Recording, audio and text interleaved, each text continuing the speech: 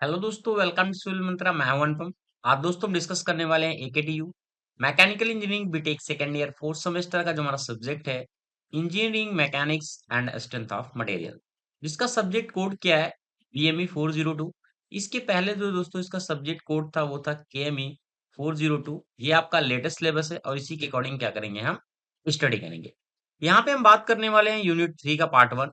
देख लेते हैं कि पहले हमारा जो यूनिट 3 है उस पे क्या-क्या हमारा सिलेबस ऐड किया गया है, क्योंकि हमारा न्यू सिलेबस है। तो स्टार्ट करते हैं दोस्तों अपने यूनिट 3 के साथ। देखते हैं क्या-क्या हम इसमें पढ़ने वाले हैं। पहले बात करते हैं कि यूनिट 3 में पूरा में सिलेबस क्या है हमारा। पहले में क्या कि बताया गया है स्ट्रेस इन बीम के बारे में, जिसमें हम बात करेंगे pure bending, normal stress in beam, shear stress in beam due to the transverse and axial load, composite beam. फिर टॉपिक इसमें ऐड किया गया डिफ्लेक्शन ऑफ बीम्स का। इसमें हम बात करने वाले हैं differential equation of the elastic curve, cantilever and simply supported beams, Macaulay method क्या होता है, एरिया मोमेंट मेथड से किस तरीके से हम फाइंड करते हैं, fix and continuous beam. Last topic इसमें है क्या टॉर्जन का, जिसमें हम बात करने वाले हैं टॉर्जन क्या होता है, बेसिक हमारी इक्वेशन क्या होती है इसकी, combined bending and torsion solid and hollow shaft के लिए न्यूमेरिकल किस तरीके से पूछे जाते हैं, and torsion of thin walled tube. ये हमारा क्या है पूरा टॉपिक है यूनिट 3 का।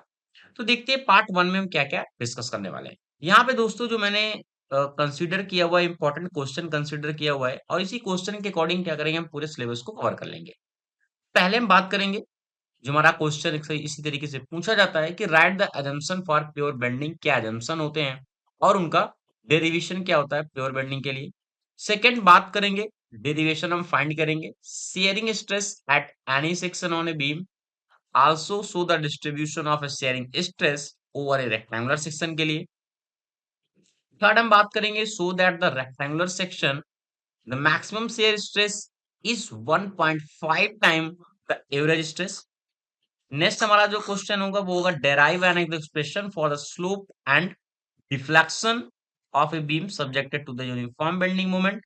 और लास्ट जो हम डिस्कस करेंगे वो बात करेंगे derive the relation between the slope, deflection and radius of curvature. तो ये दोस्तों हमारे क्या है मेन इंपॉर्टेंट क्वेश्चन है जो आपके एग्जाम में अक्सर ये 10 नंबर में पूछे जाते हैं।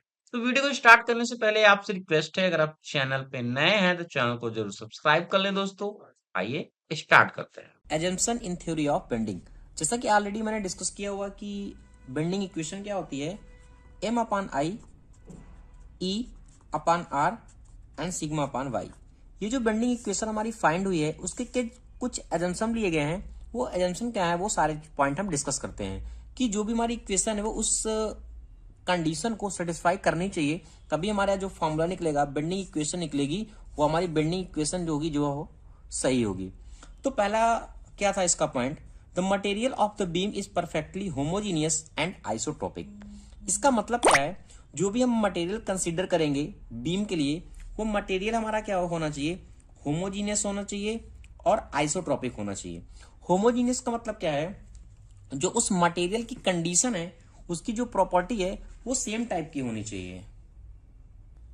मटेरियल हमारा क्या होना चाहिए, सेम टाइप का होना चाहिए और सेम काइंड का होना चाहिए। ओके, तो ये मतलब होता है होमोजीनियस का। अब बात करते हैं आइसोट्रोपिक। आइसोट्रोपिक का मतलब क्या है, जो भी हमारी इलास्टिक प्रॉपर्टी है इसकी इन आर डायरेक्शन में, वो सारी जो भी हमारी इलास्टिक प्रॉपर्टी होनी चाहिए वह क्या होना चाहिए, सेम होना चाहिए, वो किसी भी डायरेक्शन में हो।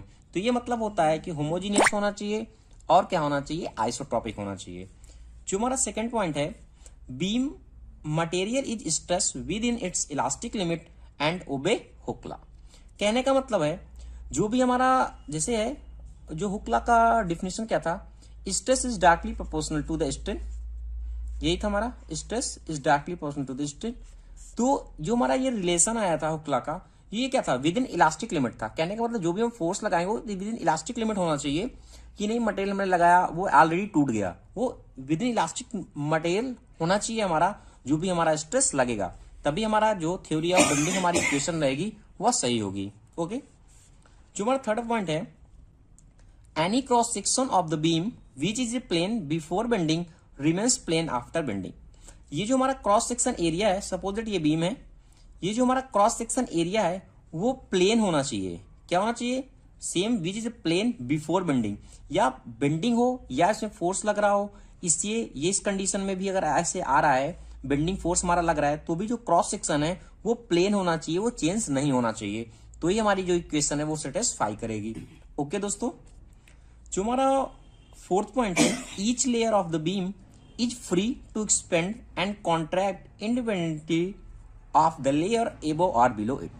जो भी हमारी लेयर है, सपोज इट हमारी बीम है, ये कई सारी लेयर की बनी होगी ऐसे ऐसे करके, तो जो हमारी लेयर है वो फ्री एक्सपेंड हो या कॉन्ट्रैक्ट हो, वो एक दूसरे से फ्री होना चाहिए। ये नहीं कि हम इसमें कोई फोर्स लगा रहे हैं, सपोज इट बीम लगा रहे हैं, ये ब्रेक हो जाए या फिर कोई पॉइंट इसको क्या करे, डिफ्लेक्ट करे, तो ऐसा कुछ नहीं होना चाहिए। वो जो उसका लेयर है वो इंडिपेंडेंट होना चाहिए, वो चाहे एक्सपेंड कर रही हो या कॉन्ट्रैक्ट कर रही हो जब हम कोई भी फोर्स लगाएं। ओके, जो हमारा लास्ट पॉइंट है दोस्तों वह है the value of young modulus for the material is beam is same in tension and compression.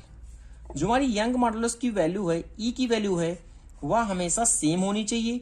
वह हम चाहे टेंशन लगा रहे हैं किसी भी बीम के लिए, या उसको हम क्या कर रहे हैं, कंप्रेस कर रहे हैं। तो ये सारे दोस्तों पॉइंट थे, एजम्पशन थे इन थ्योरी ऑफ बेंडिंग के। Thank you. Bending equation, bending equation क्या होती है और ये डेरिवेशन हमारा रिलेशन कहां से आता है, वो चीज हम डिस्कस करेंगे। इसके पहले ऑलरेडी जो बेंडिंग इक्वेशन से रिलेटेड कुछ पॉइंट है, जैसे हमारा कि नेचुरल लेयर क्या होती है, नेचुरल एक्सिस क्या होती है, रेडियस ऑफ कर्वेचर क्या होता है, ये सारी चीजें दोस्तों मैंने ऑलरेडी डिस्कस किया है।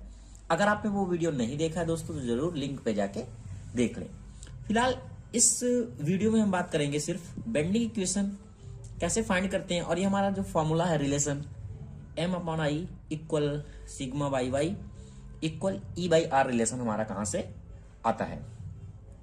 तो फर्स्टली हम क्या करते हैं, एक बीम को कंसिडर करते हैं। मैंने क्या किया, एक बीम को ऐसे कंसिडर कर लिया, इसमें मैंने एक पॉइंट मान लिया कुछ dx लेंथ तक, ये d और x। ओके, ये मैंने लेंथ क्या किया, कंसिडर कर लिया, इसको मैंने मान लिया a है, ये b है, ये c है और ये d है। ओके, इसका जो सेंटर है ये हमारा कहलाता है नेचुरल एक्सिस। ओके, ये हमारा क्या कहलाता है, नेचुरल एक्सिस। ये नेचुरल एक्सिस को हम लोग डिनोट कर लिए n और n से। इस पे एक लेयर बनती है जो हमारी, वह हमारी कहलाती है नेचुरल लेयर। जो हमारी नेचुरल लेयर है उसको मैंने नाम दे दिया E और E। कितनी डिस्टेंस पे है वो मैंने मान लिया y। ये हमारी क्या है भाई, सिंपल बीम है। ओके, इसमें क्या किया, ये बीम जब बेंट होती है तो कुछ इस तरीके से फॉर्म होती है, जैसे कि ये दोस्तों मैं फिगर ड्रा कर रहा हूं। मैंने मान लिया जो हमारी जब बीम बेंट हुई, ये हमारा A' हो गया और ये B' हो गया, और ये जब बेंट हुआ ये C' और ये D'। जो हमारा नेचुरल लेयर होता है ये हमारा चेंज नहीं होता। क्यों चेंज नहीं होता, इसके पहले ऑलरेडी दोस्तों मैंने डिस्कस किया है, आप वो वीडियो जरूर देख ले, बार बार मैं कह रहा हूं। तो हमारा ये रहता है N' और ये N', और ये जो मैं डिनोट किया आफ्टर बेंडिंग वह हमारा क्या है, E' एंड F'। ओके, जो हमारी डिस्टेंस थी वह कितनी थी, y थी, इसलिए मैंने इसको y से कंसिडर कर लिया। हमें ये रिलेशन फाइंड करना है। अगर मैं इस लाइन को एक्सटेंड करूं तो ये कुछ हमारा एंगल इस तरीके से फॉर्म हो रहा है। जो हमारा एंगल फॉर्म हो रहा है वो हमारा एंगल क्या है, थीटा है। सेंटर मैंने मान लिया O है। इस सेंटर से इसकी जो रेडियस है, जिसे हम कहते हैं रेडियस ऑफ कर्वेचर, वो मैंने मान लिया R है। ओके, यहां तक कोई भी प्रॉब्लम नहीं है, जो मैंने माना वो मैंने दोस्तों लिख दिया। ओके, अब हम क्या देखते हैं कि अगर हम देखें जो हमारी ओरिजिनल लेयर है, ये हमारी ओरिजिनल लेयर है, ये हमारी क्या है, आफ्टर बेंडिंग है। तो ओरिजिनल लेयर हमारी जो E और F है, ये हमारी F है। E और F इक्वल टू मैंने कितना कंसिडर किया, dx कंसिडर किया है, ये भी dx है, तो n और n भी हमारा क्या होगा, n और n भी हमारा क्या होगा, dx होगा, क्योंकि दोनों इक्वल है, ओनली क्या है, y की डिस्टेंस पे है। फिर एक चीज और, आफ्टर बेंडिंग कोई भी इसमें क्या वाइब्रेशन नहीं हो रहा। जो हमारी length of the natural axis होती है n और n, वह चेंज नहीं होता। ओके, जब वो चेंज नहीं होगा तो यहां भी हमारा जो n डैश हमारा बनेगा, ओके, n डैश n, वह भी हमारा क्या होगा, dx होगा, यानी यह भी dx होगा। और इसके अलावा जो हमारा n और n था और ई और ई भी, ई और एफ ये भी हमारे क्या है, डीएक्स है। ये आपको पॉइंट याद रखना है, बार बार मैं कह रहा हूं, ठीक है, कि जो हमारी नेचुरल लेयर है एन और एन वो भी हमारी क्या रहेगी, हमेशा सेम रहेगी। इसके बाद मैंने क्या किया, अगर हमें यहां फाइंड करना है कि हमारा आर्क लेंथ कितनी होगी, अगर मैं इस आर्क लेंथ को फाइंड करना चाहूं, आर्क की लेंथ की, तो हमारा फॉर्मूला क्या होता है आर्क लेंथ के लिए, आर इंटू थीटा, यही होता है। इस आर्क को हमें फाइंड करना है तो आर्क लेंथ हमारा आर है, हमारा रेडियस ऑफ कर्वेचर कितना आर है, ये मैंने आर लिया, और हमारा एंगल हमारा कितना बन रहा है, थीटा, ये हमारा क्या हो गया, थीटा हो गया। ओके, ये हमारा क्या है, ये भी जो हम फाइंड कर रहे थे वो हमारा क्या निकला था, N dash to N dash, यानी हमारे नेचुरल एक्सिस को ये डिनोट कर रहा है। तो हम कह सकते हैं या फिर एन और एन है, या N dash and N dash, because this is not change in natural layer. Okay, इसके बाद अगर मैं देखें इसमें जो चेंजिंग हमारी हो रही है आफ्टर बेंडिंग, इस रेडियस को फाइंड करने के लिए, अभी मैंने क्या फाइंड किया, एन एंड एन डैश के लिए, अब मैं फाइंड कर रहा हूं उसके लिए ई डैश के लिए और एफ डैश के लिए। तो हमारी जो रेडियस ऑफ कर्वेचर है वाई डिस्टेंस के लिए ले रहे हैं, तो इसमें मैंने क्या किया, आर प्लस वाई इंटू क्या हो जाएगा, थीटा हो जाएगा। तो अगर हम देखें तो हमारी इंक्रीज लेंथ क्या होगी, जो हमारी इंक्रीज इन लेंथ है ऑफ द लेयर ई और एफ का, वो कितना होगा। अगर हमें ई और एफ को फाइंड करना हो, एक्चुअल में हमारा कितना था इंक्रीज इन लेंथ, तो क्या करेंगे, दोनों को माइनस कर देंगे, यानी E dash F dash minus E और एफ को माइनस कर दे तो हमें एक्चुअल पता हो जाएगा। तो ये भी हमारी कितना आया हुआ है, ये कितना है, R plus Y and theta और माइनस आर थीटा, क्योंकि ये क्या है, नेचुरल एक्सिस का है तो बराबर होगा। ठीक है, तब दोनों को मैंने आर थीटा कैंसिल आउट हो गया, यहां कितना बचेगा, वाई इंटू थीटा, ये हमारा क्या है, ई और एफ है। ओके, इसके बाद हमें फाइंड करना है स्ट्रेन। स्ट्रेन हमारा कितना होगा, स्ट्रेन क्या होता है, चेंज इन लेंथ अपार ओरिजिनल लेंथ, यानी चेंज इन लेंथ हमारा कितना हुआ, वाई और थीटा, ये तो हमारा चेंज इन लेंथ है, और हमारा ओरिजिनल लेंथ कितना था, ओरिजिनल लेंथ हमारा कितना था, dx था, जैसा कि फिगर मैंने दिखाया dx। ठीक है, और जो हमारा dx है, जब ये dx है तो dx और nn क्या है, दोनों बराबर है, नेचुरल लेयर के बराबर है। और जो हमारा नेचुरल लेयर है यह हमारा क्या प्रोड्यूस कर रहा है, आर्क प्रोड्यूस कर रहा है, तो हमारा dx जो होगा वो r इंटू थीटा के बराबर होगा ना। ये मेन पॉइंट है दोस्तों, याद रखना है। तो मैं यहां अगर मैं dx पुट करूं, d और x, तो dx की जगह मैं क्या पुट कर सकता हूं, y theta into r into theta, यानी theta theta cancel out, y upon r। ये हमारा क्या फाइंड हो गया, स्ट्रेन फाइंड हो गया। जब हमारा स्ट्रेन फाइंड हो गया तो हमें एक रिलेशन पता है स्ट्रेन में, कि जो हमारा स्ट्रेन होता है वह क्या होता है, तो हमारा स्ट्रेस और स्ट्रेन में एक रिलेशन होता है जो हमारा मॉडुलस ऑफ इलेक्ट्रिसिटी को डिनोट करता है। तो स्ट्रेन इक्वल टू हमारा क्या हो जाएगा, स्ट्रेस, स्ट्रेन इक्वल टू क्या हो जाएगा, स्ट्रेस, स्ट्रेस को डिनोट करते हैं किसी सिग्मा से, और हमारा क्या हो जाएगा, ई, ई हमारा क्या है, मॉडुलस ऑफ इलेक्ट्रिसिटी है। तो स्ट्रेन इक्वल टू यानी हम इतना पुट कर सकते हैं। अगर इस और इस इक्वेशन को बराबर कर दो तो कोई प्रॉब्लम कुछ नहीं। मैंने क्या किया, एक वन इक्वेशन को और टू इक्वेशन को क्या किया, दोनों को इक्वल कर दिया, यानी sigma upon E equal to Y upon R मैंने डिनोट कर दिया। यहां से हमारा अगर रिलेशन फाइंड करें तो sigma equal to Y equal to E upon R हमें रिलेशन फाइंड हो गया। ये मैंने मान लिया इक्वेशन 3 है। ओके, यहां तक कोई प्रॉब्लम नहीं है, हमें एक रिलेशन तो मिल गया, क्या, sigma upon Y equal to E by R. हमें अब फाइंड क्या करना है, एम अपान आई को फाइंड करना है। ओके, तो आगे हम क्या करेंगे, देखते हैं कि जो फोर्स ऑन द लेयर है एट ए डिस्टेंस वाई की डिस्टेंस पे, वो फ्रॉम नेचुरल गिवन हमारा दिया है। तो अगर हम यहाँ फोर्स फाइंड करें, क्या फाइंड करें फोर्स को, फोर्स इक्वल टू यहाँ क्या होगा, स्ट्रेस इंटू एरिया। तो हमारा स्ट्रेस कितना है, सिग्मा है, और एरिया हमारा कितना है, डीए है। और स्ट्रेस का भी मैंने रिलेशन फाइंड किया, स्ट्रेन और स्ट्रेस में मॉडुलस ऑफ इलेक्ट्रिसिटी में, वह क्या आया था, ई।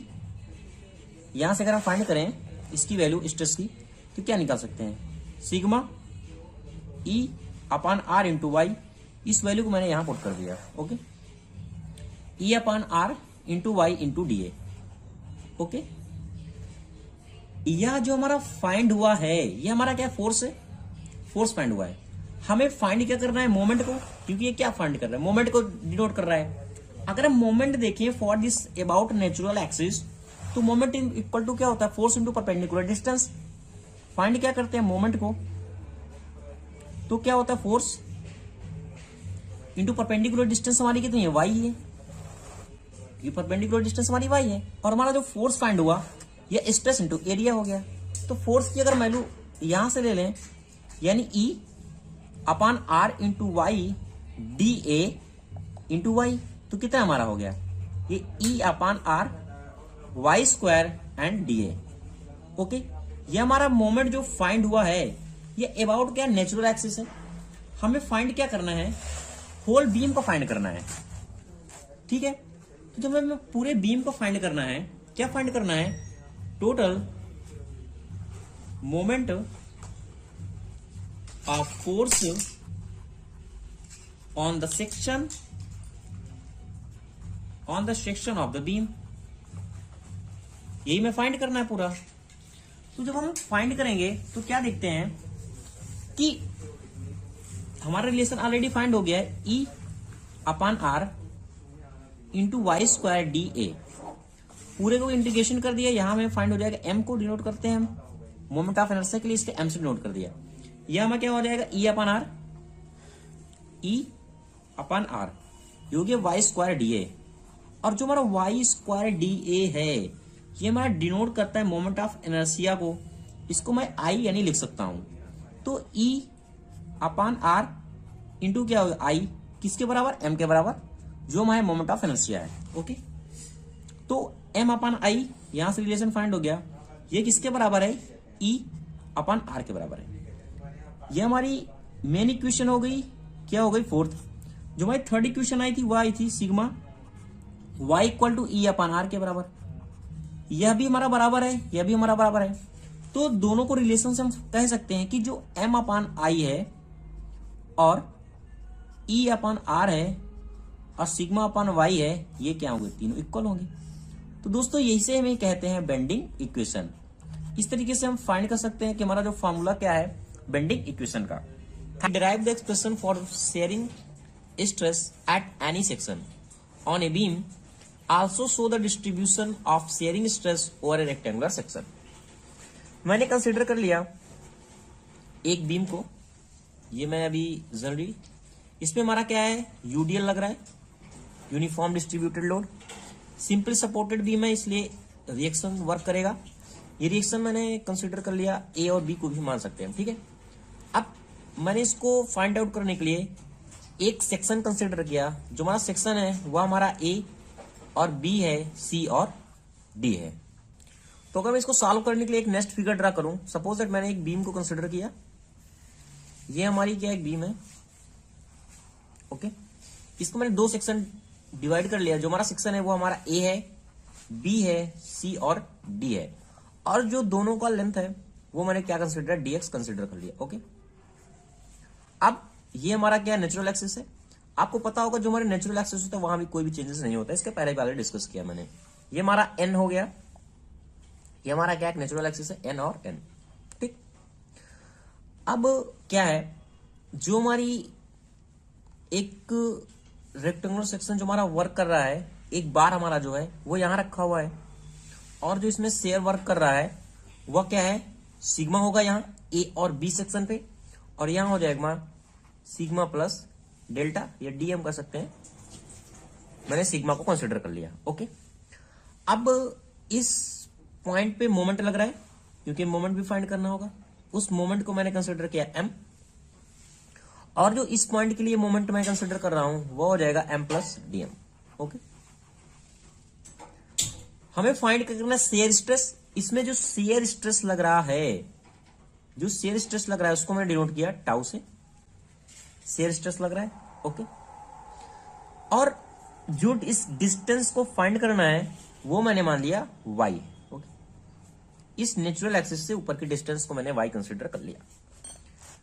क्या मैंने कंसीडर किया, लेट जो हमारा a और b पे है, f मैंने मान लिया क्या, शेयर स्ट्रेस है, यहां शेयर फोर्स मान लेते हैं, शेयर फोर्स। ठीक है, एम हमारा क्या बेंडिंग मोमेंट है, ये हमारा क्या बेंडिंग मोमेंट है, बेंडिंग मोमेंट है। और आई हमारा क्या है, मोमेंट ऑफ इनर्शिया है ऑफ द सेक्शन का। ये क्या है, moment of inertia. Okay, moment of inertia.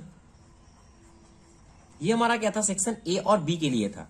अगर हम बात करें सी और डी के लिए, इस सेक्शन के लिए, तो एफ हमारा फोर्स क्या हो जा रहा है यहां, एफ प्लस डेल्टा एफ यानी डीएफ हो जा रहा है शेयर फोर्स, और जो बेंडिंग मोमेंट है वो प्लस डीएम हो जा रहा है। ठीक है, और जो moment of inertia as it is रहेगा। ठीक है, इतनी चीजें हमने क्या किया, कंसिडर कर लिया।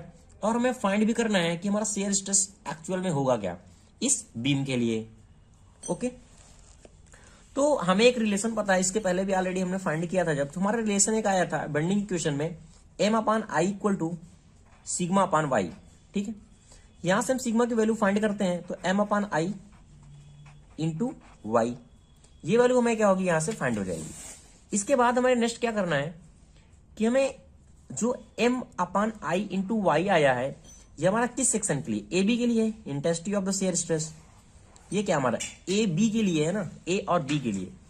अगर मैं बात करूं सी डी के लिए कितना होगा, तो यहां क्या था, सिग्मा प्लस डी सिग्मा था, क्योंकि ये लेंथ बढ़ जा रही है इसलिए ये हमारा डी सिग्मा हमने क्या किया, ऐड कर दिया। ये कितना हो जाएगा, एम प्लस डी एम, ये आई इंटू वाई। ओके, ये तो हमारा हो गया जनरली बेंडिंग मोमेंट के, हमारा बेंडिंग इक्वेशन के द्वारा हमारा कितना सिग्मा की वैल्यू, हमारे स्ट्रेस की वैल्यू यानी हमें फाइंड हो रही है। ओके, अगर मैं बात करूं force on the section A B में फोर्स कितना लग रहा है, तो फाइंड करते हैं फोर्स की, force on section A B के लिए। तो जो हमारा फोर्स कंसीडर होगा, फोर्स इक्वल टू यहां क्या होगा, स्ट्रेस, स्ट्रेस इंटू एरिया। अब स्ट्रेस हमें कितना फाइंड हुआ था यहां से, लो सिग्मा, और एरिया हमारा क्या है, डीए है। जो स्ट्रेस ऑलरेडी हमने फाइंड किया है किसके लिए, ए बी के लिए, वह है एम अपान आई इंटू वाई इंटू डीए। इसी तरीके से अगर हम सी डी की बात करें, तो इसी तरीके से क्या हो जाएगा, M plus DM, M plus DM, थोड़ा मैं स्टार्ट कर रहा हूं, आपको समझा के समझ में आ रहा होगा, आई, और ये हो जाएगा वाई इंटू डीए। यहां तक कोई भी प्रॉब्लम नहीं है। ये तो हमारा था ए बी के लिए और सी और डी के लिए, जैसे कि सी और डी के लिए स्ट्रेस था। अगर मैं बात करूं इसका नेट अनबैलेंस फोर्स कितना होगा ऑन द सेक्शन, जो हमारा सेक्शन है ए बी और सी डी, अगर हम इसके नेट की बात करें तो हमारा क्या होगा, अगर हम नेट को दोनों को माइनस कर दें, section on the C D and force on the A B, तो एक्चुअल में फाइंड हो जाएगा कि हमारा नेट अनबैलेंस फोर्स कितना फाइंड होगा। तो मैं यहां बात करता हूं नेट की, नेट अनबैलेंस फोर्स की, कि अनबैलेंस हमारा फोर्स कितना फाइंड होगा। तो नेट अनबैलेंस फोर्स कितना होगा, force on the section C D और minus force C D and force section on the A B. Okay, तो सी डी की वैल्यू ऑलरेडी हमें फाइंड है और इसको वैल्यू भी फाइंड है हमें ए बी के लिए, तो M plus D M upon I into Y, ये हो जाएगा हमारा डीए, माइनस का sign M upon I into Y into D A. दोनों को हमने सॉल्व किया, एम है ये, एम प्लस डीएम है, यहां से हमें वैल्यू कितनी फाइंड हो जाएगी, यहां से डीएम एम अपान आई इंटू वाई इंटू कैंसिल हो जाएगा, तो डीएम अपान आई इंटू वाई इंटू डीए, ये वैल्यू हमें फाइंड हो जाएगी। ये तो था हमारा नेट अनबैलेंस के लिए। अगर हमें टोटल अनबैलेंस चाहिए इस बीम के लिए, कि टोटल एक्चुअल में अनबैलेंस फोर्स कितना निकलेगा, तो हम कैसे फाइंड करेंगे, इसको क्या करें, इंटीग्रेट कर दें। हमें फाइंड क्या करना है, total, total unbalance force. Okay, कि टोटल अनबैलेंस फोर्स हमारा कितना होगा। अगर हम टोटल अनबैलेंस फोर्स की बात करेंगे तो हम क्या करेंगे, इस पार्ट को इंटीग्रेट किया, ये हमारा जो डीएम अपान आई इंटू वाई इंटू डीए है। ठीक है, तो अगर हम टोटल इंटीग्रेशन करेंगे तो हमारा टोटल अनबैलेंस फोर्स हमें फाइंड हो जाएगा। तो इसको इंटीग्रेशन किया हमने, तो ये क्या हो जाएगा, डीएम आई और ये integration Y into DA. Okay, अब देख क्या रहे हम, जो वाई इंटू हमारा डीए फाइंड हो रहा है, ये अगर इसके पहले अगर ऑलरेडी हमने डिस्कस किया है कि हमारी सेंटर ऑफ ग्रेविटी क्या होती है अबाउट एनी एक्सिस, तो हमारा ये क्या हो जाएगा, ये हमारा वाई बार फाइंड हो जाएगा इनटू ए, ऐसा ऑलरेडी हमने पढ़ा है। तो इस तरीके से इस वैल्यू को मैं क्या कर सकता हूं, लिख सकता हूं कि हमारा जो इंटीग्रेशन अगर हम फाइंड हो रहा है, तो ये जो हमारा फाइंड हो जाएगा, ये फाइंड हो जाएगा relation D M I into A into Y बार। ठीक है, वाई बार जो हमारा यहाँ क्या शो कर रहा है, वाई बार हमारा यह शो कर रहा है कि distance of centre of gravity of area A from natural axis. जो हमारा नेचुरल एक्सिस से जो हमारा सेंटर ऑफ ग्रेविटी फाइंड होगा वह वाई बार की डिस्टेंस पे फाइंड हो रहा है। यह हमारा वाई डैश यहां शो कर रहा है। ओके, तब इस तरीके से हमारा टोटल अनबैलेंस हमारा जो फोर्स था share resistance at the level E F पे हमें फाइंड हो गया। अब हम बात करें अगर शेयर फोर्स की, शेयर फोर्स की कि शेयर फोर्स हमारा एक्चुअल में फाइंड क्या होगा। हम अगर फिगर पे आते हैं, देखो यहाँ पे मैंने शेयर फोर्स को डिनोट किया हुआ है कि हमारा जो शेयर फोर्स है यहाँ इस पॉइंट के लिए अगर मैं कोई भी नाम दे दूं इसको ई एंड एफ के लिए, तो इस पॉइंट पे शेयर फोर्स क्या होगा।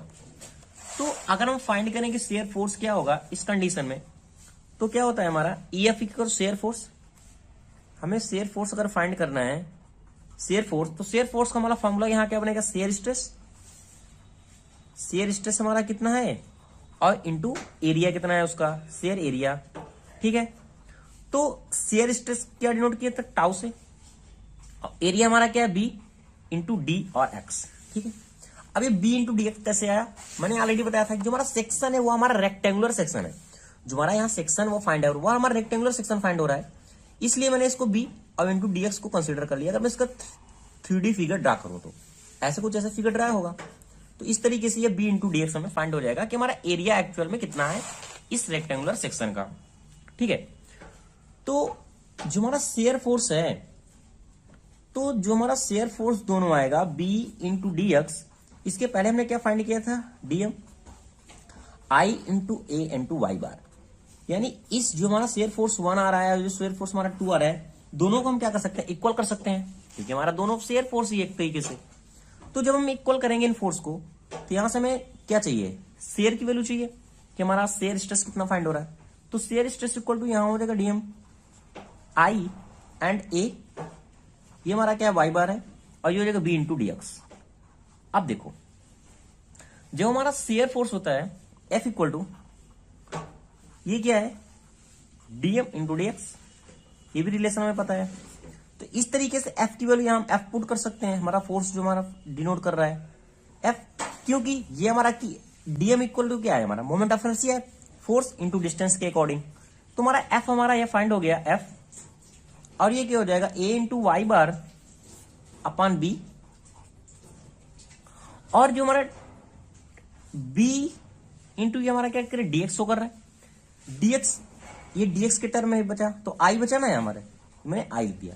यानी जो हमारा शेयर फोर्स यहां फाइंड होगा शेयर स्ट्रेस का, वह कितना होगा F into A into Y bar upon B into I. ये रिलेशन दोस्तों में याद रखना है, ये प्रूव करने के लिए भी आएगा, और जो हम आगे प्रॉब्लम सॉल्व करेंगे वह इससे भी रिलेट करेगा। अब लास्ट हमारा क्वेश्चन कह रहा था कि हमारा शेयर स्ट्रेस और रेक्टेंगुलर सेक्शन कितना फाइंड होगा। अगर मैक्सिमम शेयर स्ट्रेस की बात करें, तो मैक्सिमम शेयर स्ट्रेस की देखो, अगर मैं फिगर को ड्रा करूं, मैंने इस फिगर को कंसिडर किया एक तरीके से, हमारा ये रेक्टेंगुलर सेक्शन ही है, ये हमारी क्या थे डी, इसको मैंने कंसिडर कर लिया डी, और हमारा ये क्या था बी था। ओके, ये हमारी क्या नेचुरल एक्सिस है। एक स्मॉल यहां एलिमेंट को मैंने कंसिडर किया, उसको मैंने मान लिया अगर ये डी है तो डी बाई टू बनेगा, ये कितना हो जाएगा D by two upon minus Y, D upon two minus Y, क्योंकि वाई डिस्टेंस पे ये हमारा वर्क कर रहा है, और इसकी डिस्टेंस कितनी हो जाएगी डी अपॉन टू।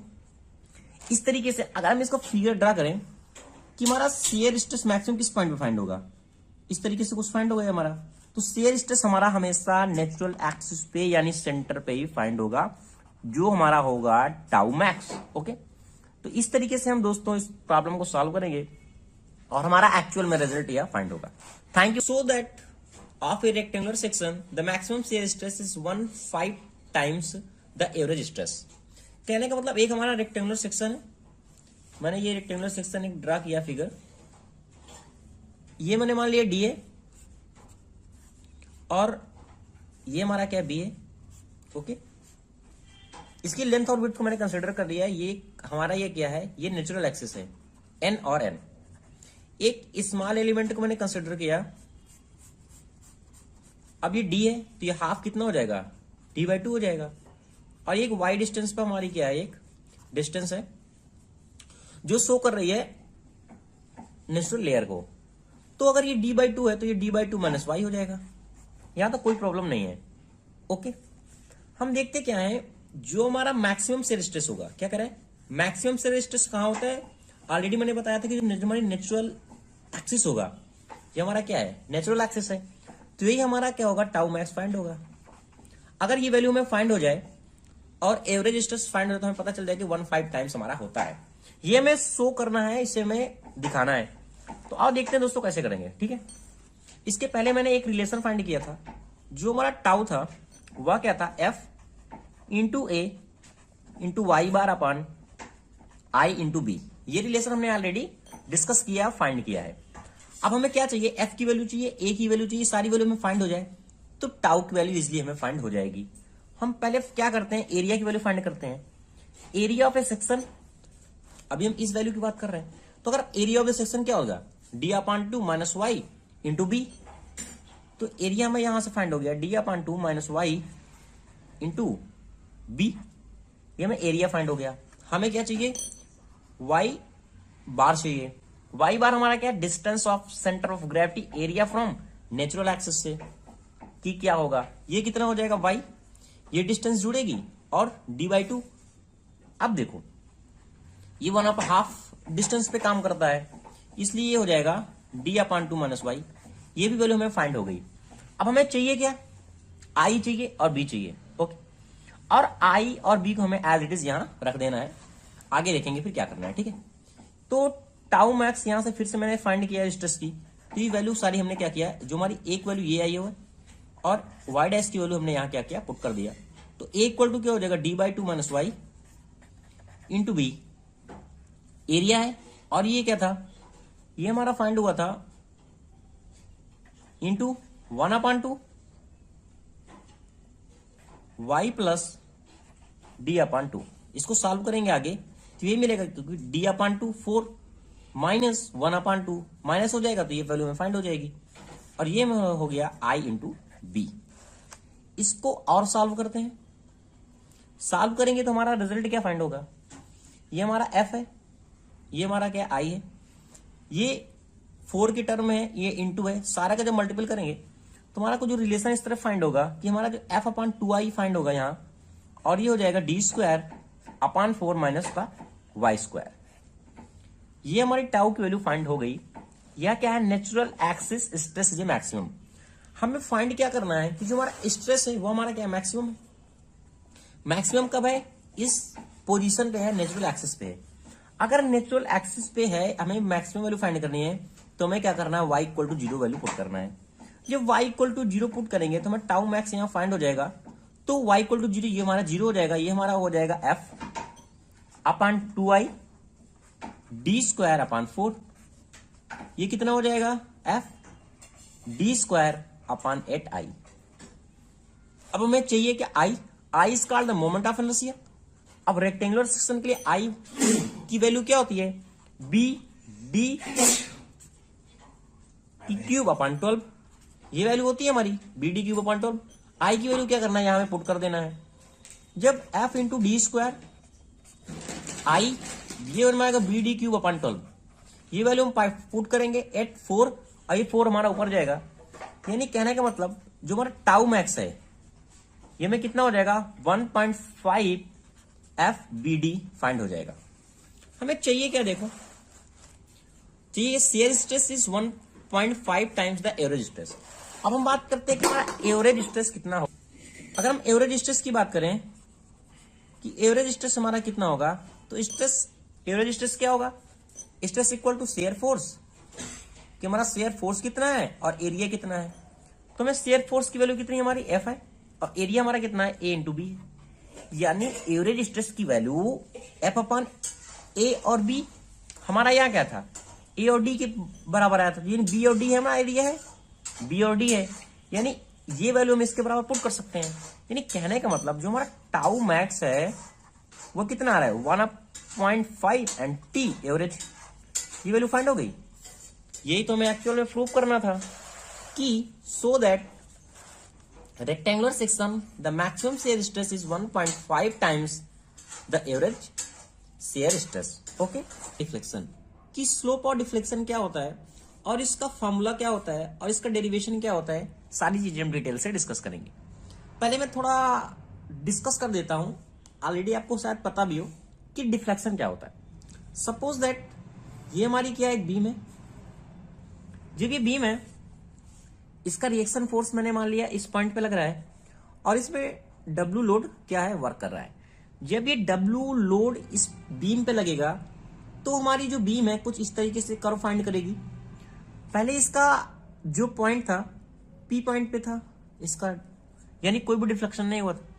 जब ये लोड लगा इस बीम पे तो जो इसका डिफ्लेक्शन यानी जो लोड के कारण जो पी था, ये भी P1 कंसिडर कर लेते हैं, ये हमारा P2 हो जाएगा। ओके, अब हम क्या देखते हैं, जो ये डिस्टेंस हमारा फाइंड कर रहा है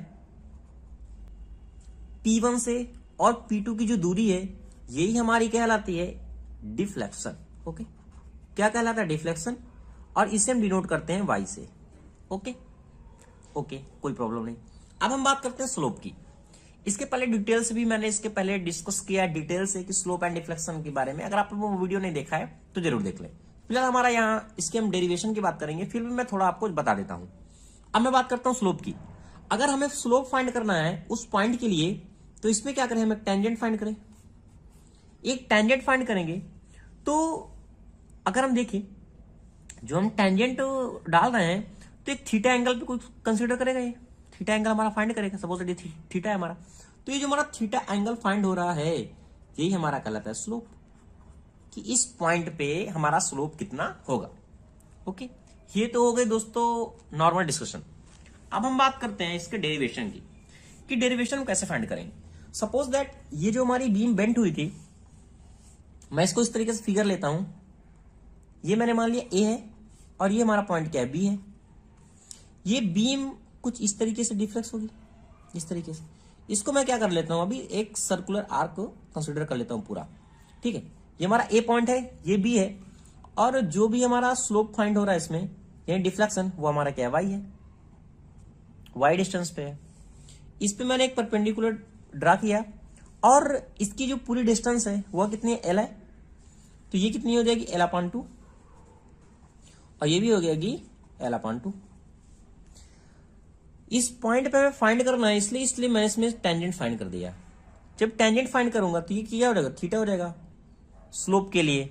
ओके, अब यहां से कुछ रेडियस होगी, इस रेडियस को मैंने मान लिया आर है और ये रेडियस को मैंने मान लिया आर है, सिर्फ फाइंड करने के लिए। ओके, अगर ये थीटा है तो ये थीटा होगा, ये 90 होगा तो ये कितना हो जाएगा, 90 माइनस थीटा। ओके, यहां तक कोई भी प्रॉब्लम नहीं है, यहां तक आपको समझ में आ गया होगा। अब जो जो चीज मैंने बताई है वो मैंने बता दिया। आर हमारा क्या है, रेडियस ऑफ कर्वेचर है। वाई हमारा क्या है, यहाँ डिफ्लेक्शन है। अब आई हमारा इसमें फाइंड होगा, आई हमारा क्या है, मोमेंट ऑफ इनर्शिया है। ई यंग मॉडुलस और थीटा हमारा क्या है, स्लोप है। यहां तो कोई भी प्रॉब्लम नहीं है। अगर हम इस जियोमेट्री को देखें, जियोमेट्री ऑफ द सर्कल को, तो मैं एक रिलेशन फाइंड हो रहा होगा कि अगर मैं इसको ओ कंसिडर करूं और इसको मैं सी डैश मान लेता हूं, इसको मैंने मान लेता हूं सी, तो ए और सी, ए सी इंटू सी और बी होगा। और सिमिलरिटी की अगर हम देखें, सिमिलरिटी के हिसाब से, तो सी और सी डैश और सी और ये में पॉइंट हो गया हमारा डी, ये दोनों इक्वल होंगे, सी सी डैश इंटू सी और डी। एक पॉइंट को ए सी सी बी, ओके, सी सी डैश सी और डी, तो इसकी वैल्यू कितनी है, L/2, L/2। सी और सी डैश की वैल्यू वाई है। अब और सी और डी की चाहिए, ये आर है, इस तरफ से आर होगा यानी 2r minus Y, 2r minus Y, क्योंकि ये वाई है। ये वैल्यू हमें यहां से फाइंड हो गई। अब हम क्या देखते हैं, ये हो जाएगा L²/4 वाई और ये 2y माइनस वाई। दोनों को सॉल्व करते हैं, ये कितना हो जाएगा, 2y², ये y², यानी हाँ ठीक है 2y²। ये हाँ एक मिनट, अच्छा ये 2r है ना दोस्त, ये 2r होगा। ओके, ये 2r होगा, तो L²/4 ये हमारा हो गया 2y और r, और ये हो गया y स्क्वायर। हम क्या देख रहे हैं कि जो हमारा डिफ्लेक्शन है ये y स्क्वायर बहुत स्मॉल है, इसको हम निगलेक्ट कर सकते हैं, तो क्योंकि y हमारा क्या है, डिफ्लेक्शन है यहाँ, तो इसको हम लिख सकते हैं L/4, ये हो जाएगा 2y और r की वैल्यू हम यहां से फाइंड करेंगे तो हो जाएगा L²/8y, क्योंकि यह क्या है 4 है। तो इस तरीके से हमारा जो y की वैल्यू फाइंड होगी L²/8 r हमारा फाइंड हो जाएगा। हमें फाइंड क्या करना है, डिफ्लेक्शन और स्लोप को, तो ये हमारा ये y L²/8r आ गया। अब फ्रॉम द बेंडिंग इक्वेशन से हमने जैसे कि ऑलरेडी डिस्कस किया है कि बेंडिंग इक्वेशन क्या होती है, इसका डेरिवेशन क्या होता है, सारी चीजें हम डिटेल से डिस्कस किए। तो मैं रिलेशन फाइंड हुआ था M/I = E/R। अब हम R की यहां से कन्वर्ट करें तो R = कितना हो जाएगा, EI/M। यहां तक कोई भी प्रॉब्लम नहीं है, ओके। अब देखो, अब हम क्या कर सकते हैं, हमें ये क्या R है, इस R की वैल्यू यहां पुट कर दें, क्योंकि बेंडिंग इक्वेशन पर R की वैल्यू पुट कर दें तो क्या हो जाएगा, L², ये हो जाएगा 8EI/M। यहां तक कोई प्रॉब्लम नहीं। इसको सॉल्व किया तो कितना हो जाएगा, y 8 है, ये L है, M ऊपर जाएगा, ये कितना हो जाएगा, ML²/8EI। तो कहने का मतलब जो हमारा डिफ्लेक्शन होगा वह कितना होगा, ML²/8EI। यह हो गया हमारा डिफ्लेक्शन, कि हमारा डिफ्लेक्शन एक्चुअल में कितना फाइंड होगा इस कंडीशन में जब हमारी बीम डब्ल्यू लोड से लग रही है और वो कर्व को फाइंड कर रही है। अब हम बात करते हैं इसमें स्लोप की, कि हमारा स्लोप कितना फाइंड होगा। किसकी बात करेंगे, स्लोप की। अगर हम एक ट्रायंगल को देखें, जैसे कि हमारा A, O और C एक हमारा ट्रायंगल बन रहा है। जब हम A, O और C की ट्रायंगल की बात करते हैं तो हम यहां साइन थीटा को फाइंड करें, साइन थीटा इक्वल टू क्या होगा, AC/AO हो जाएगा ना, AC A और O। तो AC हमारा यहां कितना है, L/2 है, और ये हमारी R है, ठीक है, फिगर आपको देख लिया है। तो L ये हो जाएगा 2 और R। साइन थीटा हमारा क्या है, स्मॉल है, इसलिए हम यहां थीटा कंसीडर करते हैं, थीटा = L/2/R हो गया। फिर वही कंडीशन, R की वैल्यू हम कहां से निकालेंगे, इस रिलेशन से। R की वैल्यू क्या किया हमने, पुट कर दिया, L = 2EI और ये हो गया M। ये क्या है, थीटा। ये थीटा जो हमारा आएगा, थीटा मतलब स्लोप, ML/2EI हमारा फाइंड होगा, ओके। अब देखो, ये तो हमारा क्या, थीटा A था। अगर हम थीटा B की बात करें तो इस सिमेट्रिक कंडीशन में थीटा A हमारा जितना होगा थीटा B भी हमारा होगा, क्योंकि अगर हम यहां भी स्लोप डालें तो वो भी वही कंडीशन हमें फाइंड करेगा। तो जो हमारा थीटा A होगा और थीटा B क्या होगा, दोनों क्या होंगे, दोनों इक्वल होंगे, ओके। तो ये दोस्तों हमारा कंप्लीट स्टडी हो गया कि हमारा स्लोप क्या होता है, डिफ्लेक्शन क्या होता है और इसका डेरिवेशन क्या होता है। Thank you watching this video दोस्तों। अगर आपको वीडियो अच्छा लगा है दोस्तों तो प्लीज चैनल को लाइक करें, शेयर करें और कमेंट करें।